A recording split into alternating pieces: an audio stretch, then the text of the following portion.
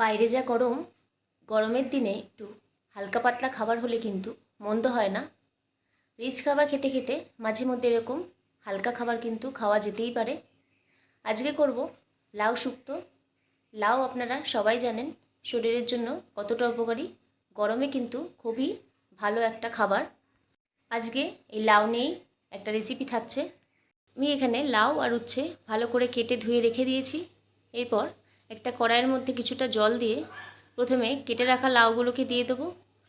ঢাকা দিয়ে রাখবো কিছুক্ষণ, লাউটা ততক্ষণ সেদ্ধ হোক। শুক্তো দেওয়ার জন্য এখানে আমি কিছুটা পোস্ত নিয়েছি। প্রথমে পোস্তটাকে মিক্সির জারের মধ্যে দিয়ে জল আর পোস্তটা একটু ঘুরিয়ে নিচ্ছি। যেহেতু শুক্তো ঝালের কোনো ব্যাপার নেই, তাই শুধু পোস্তটাই আমি ঘুরিয়ে নিয়েছি। অন্যদিকে আমাদের লাউটা কিন্তু সেদ্ধ হয়ে গেছে, আমি নামিয়েও নিয়েছি কড়াই থেকে। এরপর কড়াইয়ে সামান্য একটু সর্ষের তেল দেবো। তারপরে কেটে রাখা উচ্ছেগুলো প্রথমে ভেজে রেখে দেবো। উচ্ছেটা একটু লাল করে ভেজে তুলে রেখে দেবো অন্য একটি পাত্রে। এরপর ওই উচ্ছে ভাজার তেলের মধ্যেই সামান্য কালো জিরে আর অল্প কালো সর্ষে ফোড়নে দিচ্ছি। একটু গন্ধ বেরিয়ে গেলেই এর মধ্যে 1 চামচ আমি আদা বাটা দেব।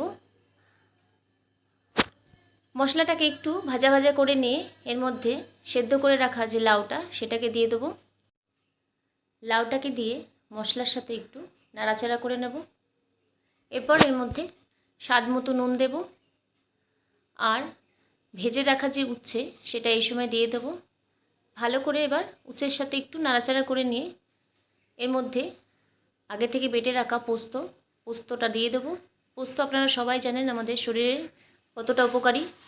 এরপর এর মধ্যে সামান্য চিনি দিচ্ছে, খুব যাতে তেতো ভাবটা না থাকে।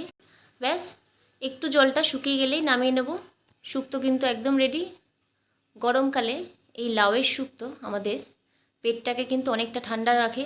বাচ্চা বড় সবাই বাড়ির বাইরে বেরোয়, তাদের জন্য কিন্তু এটা খুবই উপকারী। আপনারা সকলেই বাড়িতে এই রেসিপিটি ট্রাই করুন, নিজেরা খান, সকলকে খাওয়ান। কেমন লাগলো রেসিপিটি অবশ্যই জানাবেন। ভালো লাগলে লাইক, শেয়ার এবং সাবস্ক্রাইব করে দেবেন। নমস্কার।